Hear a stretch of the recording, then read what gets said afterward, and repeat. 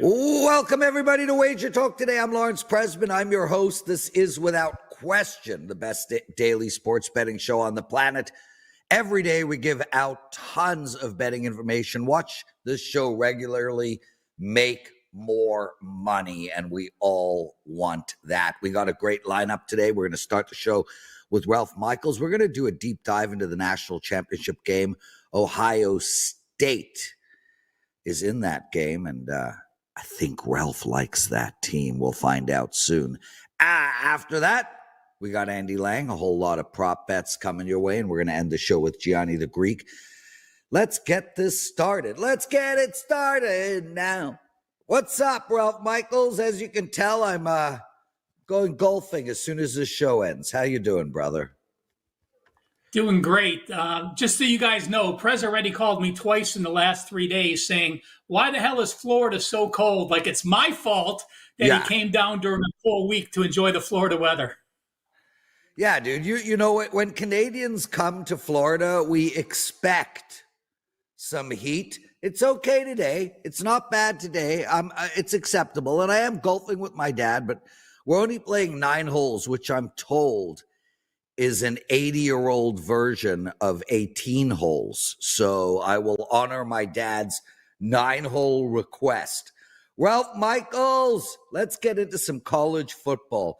I mean, look, Monday, it's still a ways away. It's a big game. We're going to talk about it lots, but we need to hear your take on this. We have Ohio State now at -8. Ralph, I can't tell you how often a game moves from -6 to -8, but I can tell you it's almost never.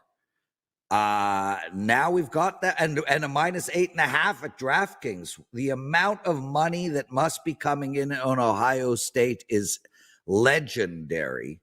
And the total here, 46.5. What do we do? I mean, if we're playing Ohio State, we have missed the best number. Where do we go? Prez, not really. Some places opened Ohio State 9.5 right after the game. And if you looked at the look-ahead line last week, the look-ahead line was actually 8.5. Yeah, I totally messed that up. Totally messed that up.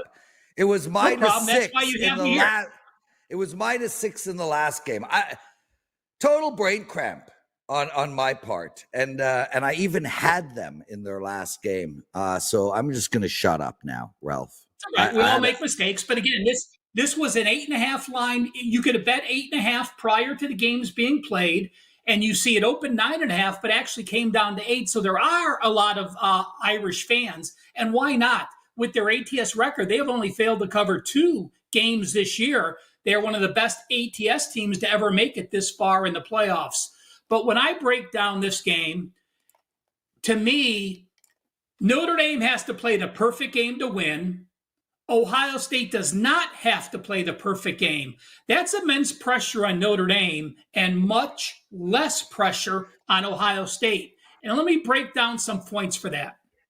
The Irish have played a weak schedule. It's number 60. It's one of the worst Power 5 schedules there are. But what they've done is had an elite defense. They have an elite pass rush defense. They have an elite pass coverage defense. And therefore, their rush defense has been excellent. Well, why does that correlate? Because no one plays more man-to-man coverage in the FBS or the Power 4 teams than Notre Dame do. They have the number 2 passer rating playing man-to-man. They're without one of their best cornerbacks, but they still have 4 cornerbacks that can cover. Well, when you play man-to-man, that means you have an extra safety, you have an extra linebacker, you do not need to play zone coverage, and therefore your rush defense is extremely good. I don't think the Irish are good enough to play man-to-man against Jeremiah Smith and Abuke and Carnell Tate and a great tight end and 2 very good running backs that both pass catch very well. When I also look at the Irish, they are number 1 in takeaways. They have been awesome on turnovers this season. And in fact, the only 2 games they did not win or tie the turnover battle was their upset loss against Northern Illinois, where they were -2 and lost that game. And they were -1 against Penn State, But when you look at points over turnover, they actually are on the plus side because of that boneheaded interception late in the game which allowed Notre Dame to kick that field goal in the last second and win that game. When I look at the Irish's takeaways, you can be a good takeaway team because your cornerbacks are ball hawks, or you could be a good takeaway team because you force a lot of fumbles. But fumbles are really a 50-50 prop. When you have to turn the ball over, you can be an elite defense and get a lot of turnovers. But Penn State has had 16 fumble recoveries. When you have that many fumble recoveries, there's a lot of good fortune in your path to be able to get that. Ohio State was only +4 turnovers on the year. They were minus turnovers in 4 games, and they've won it all. So they can make a mistake and still rebound. They were minus turnovers against Penn State on the road. They won the game. They were -1 turnover against Tennessee. It did not fathom. They crushed them in that game. So when I look at the Ohio State offense versus the Irish defense, the numbers may say it's close, but to me, it's Ohio State. Look at Ohio State defense versus the Penn State offense. We know Riley Leonard's going to run the ball a lot. I'm going to have a prop for you about him in just 1 minute. We know they have 2 good running backs. But when Ohio State does not have to blitz, they have 2 NFL defensive ends. They have 3 NFL caliber players on their 4 D lines. They don't blitz very often, yet they had 51 sacks this year. That is number 3 in the country. When you have an Ohio State team that can only rush 4, what does that mean? Well, that means you're allowed to have a linebacker become a spy on Riley Leonard, which is going to have him make some decisions and not nearly run as much as he had. I like Ohio State. I lean with the under. But for best bets, I want to give you 2 props here. Sorry, Andy, if I'm stepping on your toes. But number 1 is Riley Leonard under 35.5 rush yards. Listen, he had a big game last game rushing the ball for 75 or 80 yards. But with that spy, I don't think he gets any big runs. And I think that's a great under. And the other, because the Irish play so much man-to-man and they're going to double Jeremiah Smith for sure. They're going to try to double Ibuka. That's going to leave Carnell Tate wide open. Carnell Tate had a great game last time. Why? Because their last opponent tried to take those 2 wide receivers out of the passing game. Versus Texas and, versus Oregon and Tennessee, those 2 teams played zone, and what happened? Ibuka and Smith had 23 receptions. The 4 games prior to that, where teams were playing more man-to-man, Carnell Tate had 20 receptions over 4 games. This over-under is only 3.5, and it's plus money. You're plus 124. So best bet, Riley Leonard under 35.5 rush yards, and Carnell Tate over 3.5 receptions at plus $120. Ralph Michaels joining us. Well, that was a deep dive into that game, to say the least. And listen, I'm going to give you sort of my take, Ralph, and I'd like to hear your thoughts. I like Ohio State first half, and if they are covering by more than 2 scores, I like Ohio State second half as well. If they are not covering, I like Ohio State second half as well also. And my take on this is that I think Notre Dame will be in a lot of trouble if they have to go one-dimensional. And I think that's ultimately where this game could really get away from them. I think if Ohio State goes up early and they go up by 13, 17 points and they put Notre Dame into a one-dimensional offense, I think this game could be a blowout. Any thoughts on that? Can't agree more. Again, you're putting a process out there. So, but I have a question for you, Prez, because you said if Ohio State is leading, I like them second half. If they're winning big, I like them second half. So I have never made a second half bet before a game starts. Would you think about making a second half bet on Ohio State now, pregame, which some casinos allow? Okay, no, I would just want to make sure that if they're too far ahead, we'll miss value there. I want them ahead by 2 scores, not 4. And also we have to see what's going on. I mean, there are injury situations that happen. You know, it's not like we don't read games wrong. And that's an important thing to mention to the clients out there. I mean, I had the under last night in the Utah-Montreal Canadiens game, I read it wrong. We're going to read games wrong. I'm not going to put 5 bets down on one game now. I could just be completely off on the entire read and cost myself too much in my bankroll. So I'm looking now at saying, let's go with Ohio State first half and sort of take it from there. Ralph Michaels joining us, one of the best handicappers around and a better guy. We're going to talk some college basketball. Let's take apart this Kansas Iowa State game. And, you know, right off the bat, I mean, look, both teams are phenomenal. 12-3 KU, 14-1 Iowa State. Iowa State 8-2 ATS in their last 10. Kansas 7-3 ATS in their last 10. But Ralph, what stands out to me about these two teams is KU is 1-14 to the under. So clearly there's been a lot of value in betting the under in their games. What do we do in this one tonight? Prez, I actually used Kansas under, so thanks for taking away some of my fire there by sharing that record. Whoops. You know, they're off to win against Cincinnati, and that game was 54-40. That's not a halftime score, folks. 54-40 was that score against Cincinnati. Prez, you had mentioned the 1-14 over-under record for Kansas. 13 straight unders. And it's important to know when you're looking at ATS streaks or over-under streaks, if your average margin of cover is a point or two, there is much randomness in there. It's basically flipping a coin. They make the last shot, they don't. Kansas's last 13 games that have all gone under have gone under by 12 points per game. That's a massive number. You look at Iowa State at home. They may be the best team in college basketball right now. I'd had them nowhere near being this good. They're 14-1. They're only lost to Auburn. Auburn's the number 1 team in the country right now, and that was by 2 points in a neutral setting. This year, Iowa State at home, though, I'm going to look at the total here, Prez. So thank you for giving me that start until my promo. Kansas is 2-7 over under at home. But when you throw out a couple games as a favorite of 36 points or more, they're 0-6 over under at home, and they have failed to cover by 10.7 points per game. Couple other things I like about this Iowa State team. 5 players average double digits. What does that mean? Well, when you try to scheme against Ohio State, you can't try to stop one player. You can't try to stop 2 players. If all 5 starters are legitimate scorers, that gives you a lot of leeway where you don't need one player to get hot.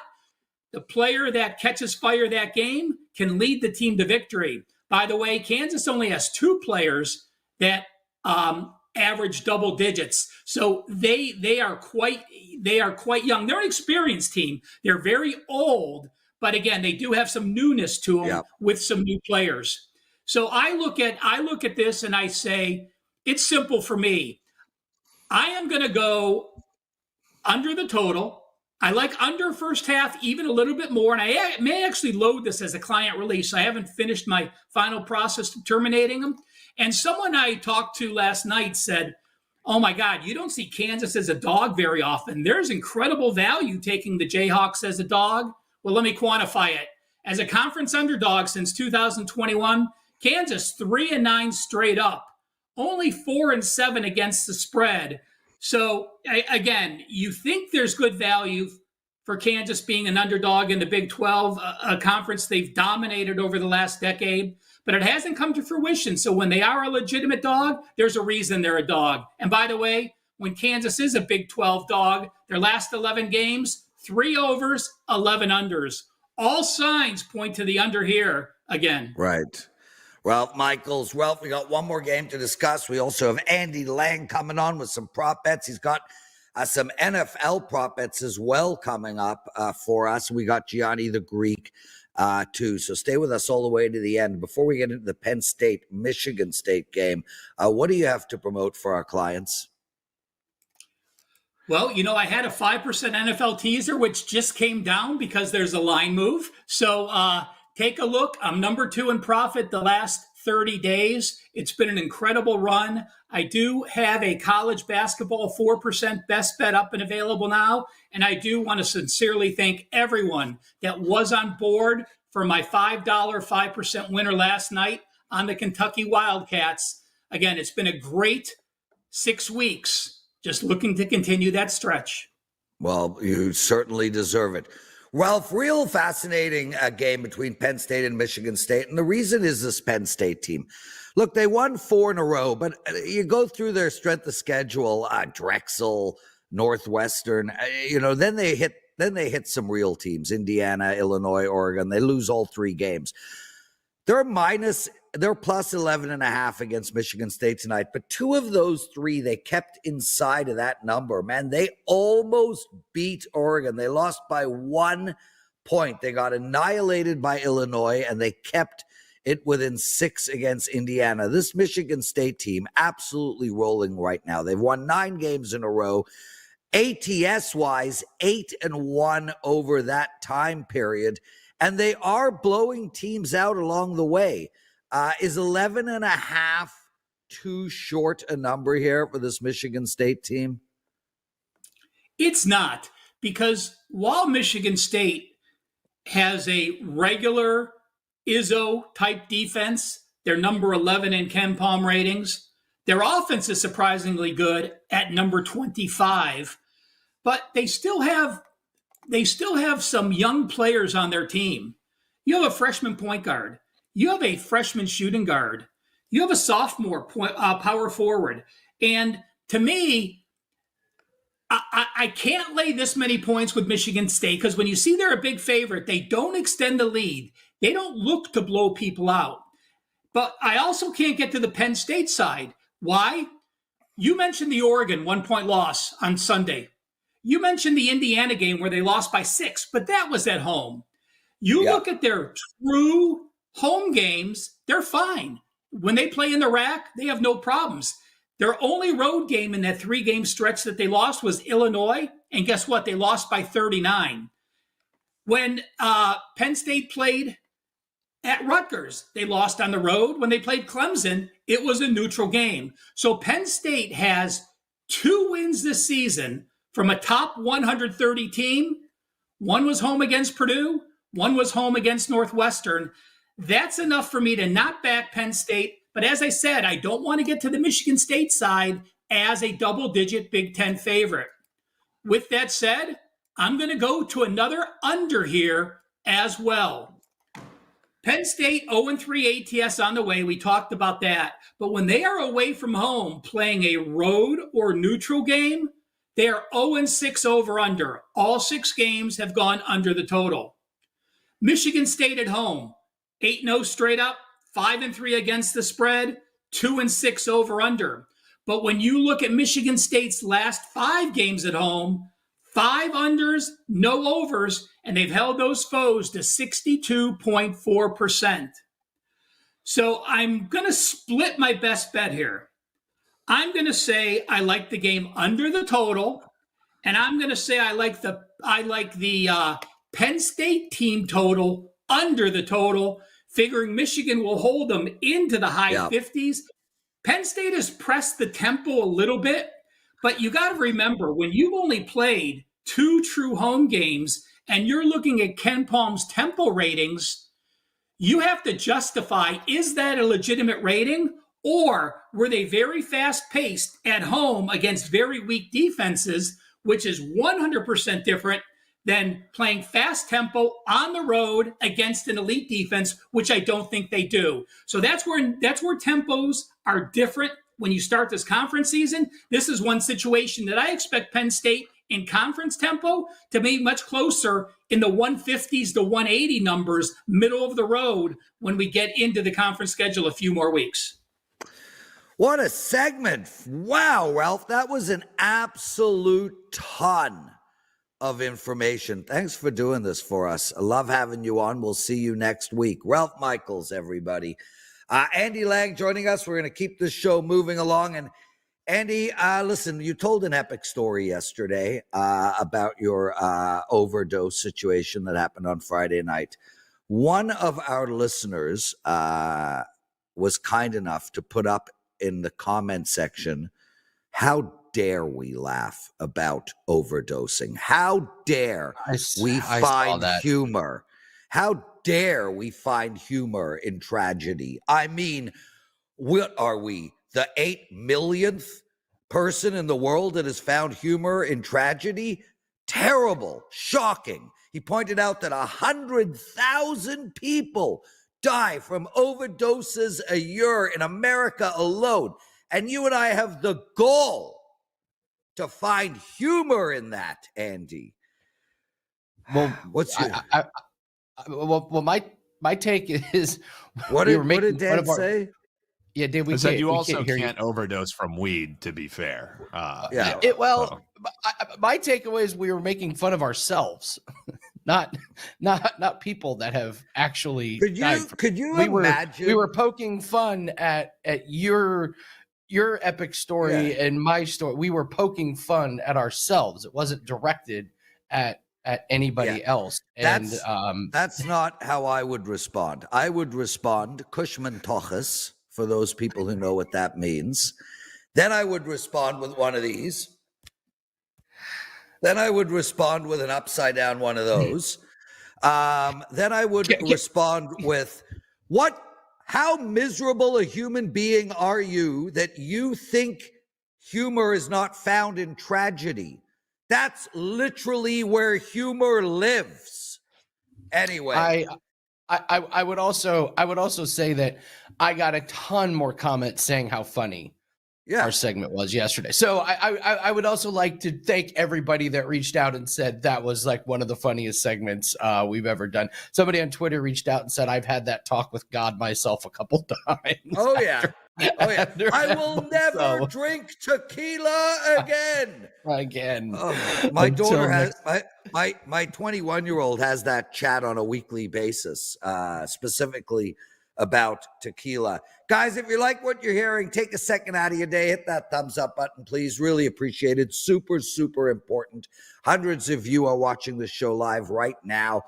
Maybe 15% of you hit that like button. Guys, come on. That's all we ask. Just, you don't want to buy our plays, don't buy our plays. You want to call us idiots, call us idiots. Just hit the like button, please. Okay, Andy, you've got an NFL prop bet for us. Let's hear it. Yeah, this was one that was going great in the regular season until he got hurt, but David Montgomery is listed as a full participant in practice. Yeah. And I think the books are a little gun shy on his receiving yards. I'll happily take over 14.5 receiving yards.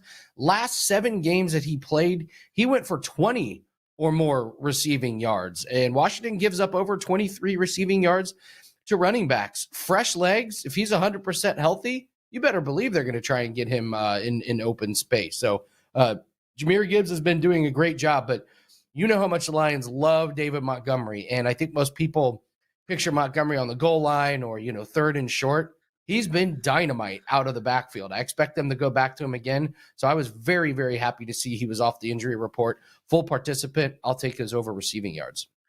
Yeah, and dude, I mean, he's one wheel away, right? I mean, he's Mr. Wheel Route. They run it all the time, especially to the right side. And one catch. With that said, Andy, and I want to speak about that real quick. Have the Jahmyr Gibbs props come down low enough to jump there? Because this guy is all freaking world, and we really don't know how injured or not injured David Montgomery is, and I don't see how they don't just keep pounding Jahmyr Gibbs. Well, Gibbs has taken a big workload. The last few weeks, I look at it the other way. I look at the Lions going, sweet, we get this big, strong running back with fresh legs. I know he's coming off an injury, but you go to a full participant in practice. To me, that's the team saying we're good to go. Yeah. And a lot of times you see these guys coming off of injury, and it's just like, oh, wow, they're healed up. Because not only was he able to heal off the MCL injury, but he just got a break from wear and tear over the course of a long season. I mean, this set up absolutely perfect for David Montgomery. I'll look at the Gibbs rushing props here. I mean, 81 yards for Gibbs on rushing. David Montgomery's 45. I'm just happy to get David Montgomery receiving props. That was a big moneymaker to end the regular season. So I'm happy to have that back in my life. Andy Lang. Andy, let's keep moving, brother. 2 NBA prop bets. Let's hear both of them. Yeah, we'll go to the Minnesota Timberwolves. We'll take Jaden McDaniels to have over 4.5 rebounds, gone over in 9 out of 11 games, flown over in 6 out of the last 7 home games. They're home against a Golden State Warriors team that this is their 4th straight road game, and they've been missing a lot of shots. There's going to be a lot of rebounding opportunities, and he's averaging almost 9 rebound chances per game in the last 20. So I really like Jaden McDaniels to go over his rebounds. And then Stephon Castle, a really good draft pick by San Antonio Spurs. He's going to be really good, especially with Wemby. I think that's a duo that's going to be there for quite a few years. But I'm taking his under 1.5 made threes. He's just hit a wall. Under in 13 straight games. He's only averaging 2.8 three-point attempts in the last 10 games, and he's only shooting 22.5% in those games. Whereas a lot of times we see with these rookies, especially in the NBA, they get tired once they get to the middle of the season. This is a long, grueling schedule. We hear that all the rookies. time. Yep. Yeah, and so this is a perfect example. This guy's gone under his made threes 13 straight games. Memphis is also the 5th best team defending threes. So Castle, I think they're eventually going to have to lower this to half a three-pointer. So I'll take the under 1.5 tonight. Yeah, and it's a great point. We hear when rookies do talk about it, and some do, they do mention, I mean, as we get into February, March, these guys are exhausted. Andy, you got an Australian Open update, and then we've got to get on with Gianni. Guess who won 2-0 last night, Prez? Our girl, Sabalenka. Just rinse and repeat. I will tell you this, though. It was close. The second set was very close. We're probably not going to play her for the rest of the tournament 2-0 because we hit in the first couple rounds, and that's kind of the way that we play that. So I'm telling you, we are not going to be playing her to win 2-0. Her opponent was really good defending Sabalenka's serve. So just beware, we're not putting that in any more parlays. We had a big upset last night. Number 5 women's player Zhang got beat 2-0. Her opponent, you would have loved it. Her opponent kept stalling, got in her head, completely flummoxed her, and lost to a player Zhang had no business losing to. So Djokovic dropped a set again, which sets up beautifully for a free play in the next round. Djokovic has struggled against Maciek. Take over 36.5 games. Djokovic is not winning in 3. Yeah, he hasn't won in 3 sets in the first 2 rounds. And Maciek just had a really long game last night, but he's got plenty of time to rest. These guys are going to be pretty equal. So you can take either 36.5 games over or take it to over 3.5 sets. Just expect Djokovic to not run through this guy. He hasn't looked like his normal dominating self. Alcaraz has changed his serve. It wasn't that great at first, but he steamrolled a guy in an hour and 20. And then keep an eye on Fonseca, up and coming 18-year-old. We bet on him in qualifying. He opened up as a minus 300 favorite in this round, and now he's like minus 600 versus a top 50 player. So the books are out ahead of him, but Fonseca is a good up and coming. And we hit our free play yesterday, so we're looking to continue the roll. 9-2 in the first round, plus 14 units for clients at the Australian Open. Well, there we go. Andy Lang, everyone. He'll be with us tomorrow as well. Andy, thanks for doing this. Guys, no NHL free picks tonight. There's only 2 games on tap, so I've got nothing for you there. Gianni the Greek joining us. Gianni, I'm going to start right off the bat with the fact that we have got 51s out there for Buffalo. So this guy told everybody yesterday, if you're going to bet the under in the Buffalo game, bet it yesterday. And now we have 51s out there, so there's money coming in on the under. We have more money coming in on Kansas City. Detroit just keeps getting bet. And this Rams-Philly game is stagnant. Any thoughts on any of what I just said? I'm interested to see where the resistance comes in on some of these teaser-protected favorites. Because now we're seeing at some of the sharp shops, Kansas City's up to 9. I mean, from 7.5, 8, 9. The key is 10 now. There's no difference between 8.5, 9, 9.5. The key is it going to get the 10? And based on what we've seen so far early in the market, it probably will. At least one of these two games should get there. The difference is, are we going to see any take back the other way on either of these dogs? Because we know playoffs, home field advantage is just so strong that it's really hard to overcome that. And I think that's why you're seeing those lines continue to climb. The one that surprised me a little bit is Baltimore still as a road favorite into Buffalo. I think that surprised a lot of bettors. So I want to mention that because yesterday I told you there was a 1.5 at DraftKings on Baltimore, and there still is. And that's an important number because, well, welcome to the teaser discussion, Buffalo. So now we have Buffalo at DraftKings specifically over some key numbers. Gianni, is this all 4 teams here? All 4 teams, you can get under and over 2 key numbers. It's like, what do you do? Do you go up on all of them? I mean, to me, my gut is to go up on all 4 dogs right now. Listen, I can't blame you. Again, we haven't seen what the betting public's going to do. That money will not come in until game day. And I've said it before, I'll say it again. Public money will overwhelm the books as opposed to sharp money. We see it in the playoffs. We see it in the Super Bowl, most notably the props, where have no problems at all shading those lines to give the sharp bettors some value to help limit some of the risk that they're going to get from the betting public. But here's what surprised me about the science.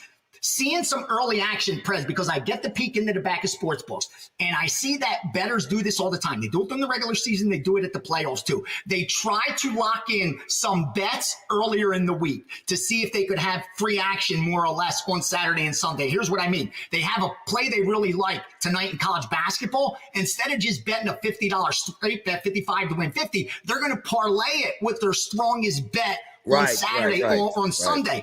If their bet hits tonight, now all of a sudden, it's kind of like a free roll, more or less. They get that bet now for a lot more with less risk. And here's what I'm starting to see. I'm starting to see the dog money, actually. I've seen Houston. I've seen Washington, more Washington than I expected. I've seen Rams tied in. And more than any else, I've seen Buffalo. They're taking Buffalo, obviously, not even caring about the point. They're taking them at even money at plus 102, at plus 105. Buffalo continues to be tied into a lot of early week parlays. That usually is a precursor of what's to come. And it's surprising because usually, again, the bias of recreational bettors is favorite and over. But when you get to the playoffs, most of these teams are the top in both conferences. So being able to get close to double digits on some of these teams, I can't really fault the public for trying to what they see is the best of it. Because, we talked about it yesterday. 3.5 was the closing number in Kansas City just a couple weeks ago against this very same team. Now it's 9.5. The adjustment was 4 points up to 7.5. For the weather, for the rest, for the home field advantage, for the players returning for Kansas City. But now up to 8.5, you're talking about a 5-point line move from that close just a few weeks ago. And that's why I'm seeing that Texas money from the recreational bettors. It's going to be interesting to see when we get to Saturday and Sunday if that continues. Because if you missed those teasers, don't go and throw out those 7-point teasers now just to get it down through that one number. You're losing all the value. You have to sit back now and see, does it get back to where you can only use a 6-point teaser? Otherwise, let it go. We know in the playoffs, pick the winner, you're going to cash a ticket. This is the smallest round where that works. We know in the wild card round, conference championship, and Super Bowl, you're upwards of 85 or so percent, I believe. Pick the winner, you're going to cash a ticket. The divisional round's a little bit lesser than that. Closer to, I think, like 75%. Pick the winner, you're going to cash a ticket. But it does show that if the point spread is ever going to matter, this is probably the round of the playoffs it's going to matter. So I'm interested to see if these lines come back down or if we're going to see a wave of public money come in on these favorites come Saturday and Sunday. Well, we still have 2 more days of talking about it. Gianni, Andrew Wadge, one of our best listeners, asks me to ask you if you like Ohio State, Detroit, money line parlay, it equals a minus 200 bet. I can't fault it. I can't fault it. You're laying though minus 200. I would look to see if Detroit comes down to where you could tease it. Like if it gets to 8.5, because I see 9s out there at some spots. So if it gets to 8.5, I would urge you to use that 6-point teaser to bring it down. Maybe even a 6.5-point teaser if it gets there to bring it down below that number. Because laying 2 to 1, you got to remember, you got to cash that ticket 2 out of 3 times just to be profitable. So you have to conclude now that you're going to cash that 3 out of 4 times for you to think you have an edge. Both teams winning, Detroit at home, probably. Ohio State, they are the favorite. They've looked the best. I have them the highest power rated team. They should get it done. But seeing smart money has taken some Notre Dame. I've even seen Notre Dame money line. It gives me some pause because I have Ohio State future. So when I saw that, it did not make me feel good. I would have preferred to see them come in on the Ohio State side. But knowing there's some sharp money, seeing how that line's come down, why not wait? If you continue to get Notre Dame money, you'll probably get a better return on your parlay. And more importantly, you may get a chance to lock it in the teaser where you're laying minus 130, 120s, 140s, but a lot better than 2 to 1. That's my advice. Just a couple of more minutes with Gianni the Greek. Gianni, Andrew Waj follows the question up with, to me, it should be minus 400. And I want to stop there, Andrew, and I want to say this to everybody listening. You guys are all savvy bettors. You take time out of your day to join us. It's not like you're just picking shit out of the air. You're not, Waj, FB, DT, all of these guys, Pezzi, everybody who is in this chat room every day lives inside of the world of betting.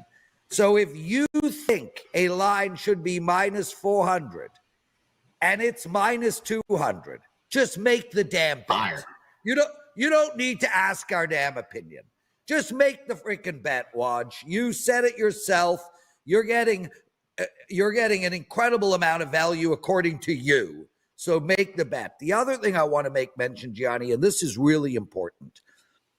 If 2 teams have a 60% chance of winning, that does not mean the parlay has a 60% chance of winning. Understand that there is a second component to the math equation. Team A has a 60% chance of winning. Team B has a 60% chance of winning. But it's not 100% that they both win or lose at the same time. So if 2 teams have a 60% chance of winning and you need them to both win to finish your parlay is under 60%. Please keep that in mind. Gianni, anything to add there? No, it's exactly right. And that's why with the teaser, getting 6 points in the teaser, you got to hit over 70. I have the number behind me. Arbitrary. I know it's over 70% on a teaser at 6 points is what you have to hit the break even. And that's why using that 6 points, 3 to 3 and 7 gets you to about 72, 74%. Gives you a small enough edge, but it just goes to show you're absolutely right. Just because each team, the probability shows applied win probability 60, 65% doesn't mean combine them both together and that's what you get, that upwards of 80, 90%. It just doesn't don't play out like that. I don't actually know the math equation to take 2 60s, put them together. What do you get? I'm guessing it's around a 56-ish, but I don't know the math equation on that. Gianni, hoops, and then we got to call it a show. Yes, sir. And please go to WagerTalk.com and check out my page. I've got a handful of tennis premium plays. I said I'm going low volume. I'm sticking to that. But when I have all this tennis stuff coming in, I got to use it. Long term, It's been so profitable. So I release them as 1% plays. That means 0.25 of bankroll. So that equals like 1.4% play. Here's college basketball really quick. Side 731, Utah +5, +4.5. 797, Kansas +7, 733, Indiana State +8.5 and +9. Total 748 under 150 Pitt, Florida State. 724 under 155 Penn State, Michigan State. I know Ralph likes that one. 712 under Cal UNC. Real quickly, I picked up a new bot. They just bet sides. UAB -3, Stanford +7.5, Georgia +12.5, Iowa State -5, Georgia +12.5, Oklahoma -2, IU Indianapolis +10, Duquesne +4. It's a new bot.